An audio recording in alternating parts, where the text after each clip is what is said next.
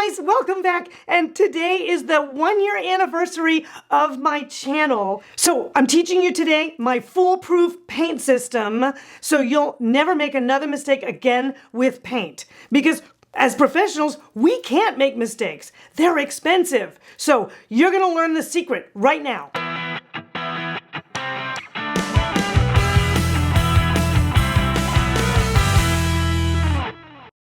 I love paint. It's one of the greatest tools you have to make the quickest change for the least amount of dollars. So buckle up, here we go. So my foolproof paint system has 4 elements to it. Number 1, color and consequences. Number 2, secrets to sheens. Number 3, the marriage of light and color. Number 4, the test drive, which is my secret rule of 3. Now, you get these 4 things right, and you will never make another costly paint mistake again. And you want to stay to the end because I've got tons of great resources for all of my guys. First up is color and consequences, and that's understanding what it is you need your paint to do and understanding the LRV of paint. So, what is the LRV? I'm glad you asked. LRV is light reflectance value, and what that means is how much light does this color of paint, in this particular case, give off. So it goes from 0 to 100. So your bright whites and your really lighter tones sit close to 100, and your blacks and your rich deep charcoals and all of those things that absorb light sit down close to 0. So we're playing on 2 ends of the spectrum there and everything in between. So understand what your light reflectance value is, helps you understand what paint you want to use in what type of space. And to find the LRV, you can usually see it on your chips, or you can definitely see it on the deck. So, is your space small and you want it to feel larger? Then you're gonna want to unify it by painting everything the same. Now, oddly enough, you can do this with very light tones, and you can do this with very dark tones because they work the same way. One of them reflects light and one of them completely absorbs light. But the trick is, to make this work, is you literally have to do every surface. You have to do your baseboards, you have to do your toe trim, you have to do all your walls all the way up, you have to do your molding, crown molding, anything like that, ceilings, it's all got to work out. You even have to paint into the door jamb where the stop comes, because if you see that little strip of some other color coming off, it breaks up the visual, and that's what you're trying to avoid. You're trying to make the walls expand when you have a small space, so it's super important to pick either super dark, like I love this room. This is a gorgeous dining room that's done in like this super deep charcoal, and it just really is super yummy and makes the space look just big. And then, you know, on the other end, you've got another beautiful room that's not that sizable as such, but you know, they've done out the fireplace in the white, the walls, the ceilings, everything is all the same tone. And so what happens is all those broken up edges just they just go away. Now, this next one you guys have asked a lot about. It's, do you have an angled ceiling or a big open plan floor plan with lots of details and odd angles hitting walls? That can be a tough situation, but the solution is actually the same. If you look at examples like these, you know, you can see that the level of contrast between the wall and the ceiling is so strong that it just makes that detail, which is unattractive, way more emphasized. Whereas if you go to a room like this, where they've done the whole thing out in the same tone, it just makes that ceiling look huge, and none of the angles feel awkward or uncomfortable to be near. So that's your solution if you've definitely got that kind of issue happening in your space. Third case that you see a lot is applied moldings. That's crown, that's chair rail, wainscoting, shiplap, those kinds of things. So often those can be an accent color, but there's a couple of tricks here. If you want a full wall, say like in this room of shiplap, and you want to really make that pop, you can take that a strong accent color. If you've got wainscoting and then half of your wall above that,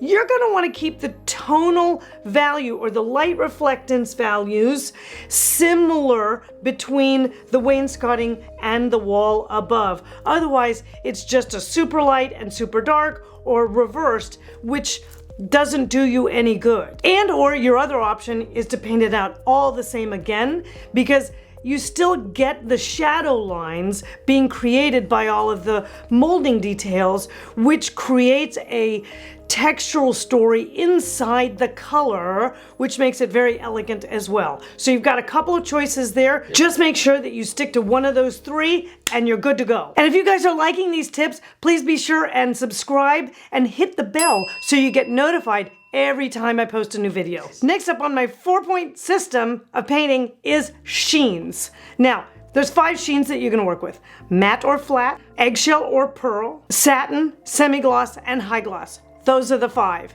Now, let's talk about where they go. Matte or flat typically goes on walls and areas that are low traffic, like bedrooms, living rooms, formal areas where you want the walls to look soft and velvety and elegant.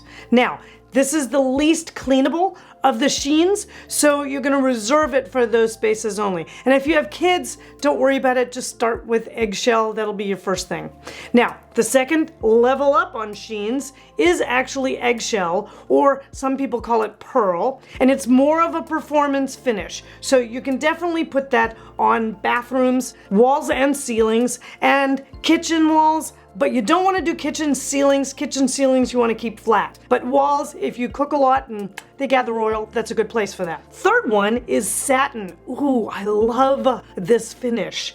Now, satin is a great sheen because it's a step up from eggshell, but it's not quite as glamorous as a semi-gloss. So it's got a real universal appeal. I use satin on modern trim, millwork, cabinets, even front doors. Ooh, I've done some beautiful satin front doors on contemporary residences. Ooh, they're gorgeous. So the next stop on the sheen level is semi-gloss. Now, semi-gloss gets used a lot more for more transitional and traditional places. You could definitely do that with your applied moldings, with your doors, with your cabinet fronts, any of those. Those are beautiful, very cleanable, and still a good look. Now, the last stop on the sheen is what I call high gloss. Now, you can go one other level, which there's one paint company that does this, and we'll talk about that at the end, which I call like almost a varnish, but it's super high gloss. It's almost a mirror finish. And now, this is a gorgeous finish, and it's very glamorous. There's a little extra light reflectance value to it, so you want to use it in specialty spaces like, oh my God, it's so gorgeous for front doors, specialty millwork, that's fabulous. Barn doors are beautiful. I've done some with barn doors before. It's rather dressy and it's rather formal, very easy to clean, but you want to make sure that your substrate is super smooth because it's going to show absolutely any bump or dip at all in there. And you may like that look and it kind of gives it an interesting texture, but for most of us, we're going to want to have it look more like this bathroom, which just looks like it has been absolutely done in automotive paint. It's so beautiful. Now, the third step to my system is understanding light and color and how to get what you want. Now, color is solely a function of the light conditions that we see it in. So here's an example of 3 different colors, and right now you're just looking at it in the studio lighting, which is kind of cool. But I'm going to show you what it looks like with 3200 on it. Now, we're going to take that and cool that light down all the way from 3200 Kelvin to 5000 Kelvin, which I really don't want anybody using in their houses, but it's great if you're in a surgery room. But you can see the difference it made in those colors. No paint has changed. It is literally just the light you're seeing these shades in. So it's super important that you understand the light that you'll be installing in your home and make sure that when you're working with your colors that you've got that light to make the final call on it, so you'll end up loving your results. The next thing that you need to understand is you never pick from a deck. Decks are literally just suggestions. They're directions that you want to consider going in, okay? So select something, say a direction that you're liking, and then you're going to go to your paint store and you're going to request 2 or 3 of what are called brush outs or drawdowns. These are perfect examples. There's 4 here. And number one thing, if your paint store won't do them, move on. You need to find someone who's going to work with you on this. And number 2, if they make you pay for it, just pay it. It's cheap insurance. You need these tools to work with. So you're going to get these, 8.5 by 11 cards that have paints brushed out on them. And then you're going to start working with them in the next steps. Now that you have your brush outs, you're always going to work with your body color first. That's your first choice. Now, you're going to work with your big finishes that are already existing. So what color is your floor? Whether it's carpet or floor or wood flooring, it doesn't matter. What color is that? Maybe you have a large fireplace stack that's going to be a certain color. These are big finishes that ultimately the body color has to respond to. So that's going to give you a direction to go in, but always choose your body color first. So now next is you're always going to make your final decisions about your colors in the space they're actually going to be in. Now, if you're in a situation, and this is common, where you're under construction or the power is off and you don't have the ability to light the selections up in a way that's going to give you true light colors, then you're going to want to get hold of one of these absolutely fantastic, nifty little light pads that I've used all the time. And they're easy to get. They're on Amazon. I'll show you the link down below, but I can't live without this thing. Lastly is test driving your colors. And that means that you're going to use my secret rule of 3.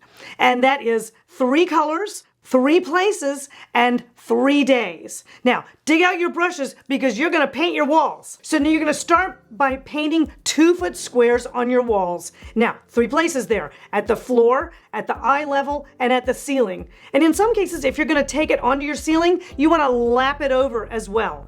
And you're going to do that in 3 different areas of the room. You probably want a corner, maybe a prominent wall across from a window, and a third spot, maybe it's one in shadow, like in a hallway or near a fireplace, that gives you yet another light condition. Now, it's super important that you do these sequentially and do not run them together. Look at this picture. How the heck are you going to be able to determine anything from this picture? You want to label them. You can use either pencil or painter's tape so you know which square is which color on every wall. The last step is to study them for 3 days in all light conditions. You've got early morning, full daylight, twilight, and make notes because they're all going to feel different at different times. You'll know at the end of this process which is the best color for you to use. Okay, so now where do we get all these great paints? Well, I'm gonna tell you, but I will say this. My go-to is Benjamin Moore, and it's for 2 main reasons. One is that the quality of the paint is excellent. It's good coverage, it lays onto the walls well, and it has a richness and depth when it's finished that is really handsome.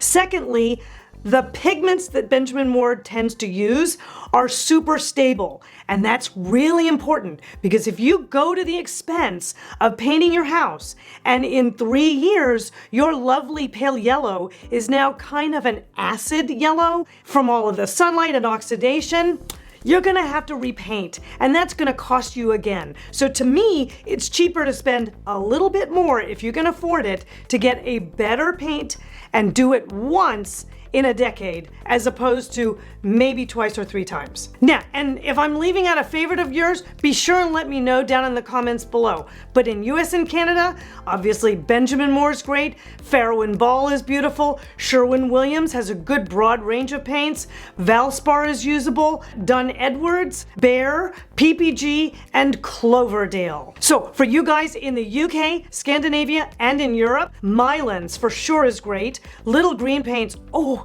they have some beautiful historical colors which are amazing. Chromology, Brilux, and for my folks down under, I've got Sydney Harbour Paint Company, Bio Paints, and Altocolor, which are also big in New Zealand as well. Now tell me down below if you like this deep dive series, because I've also got one on rugs and lighting, and I'll see you guys next week.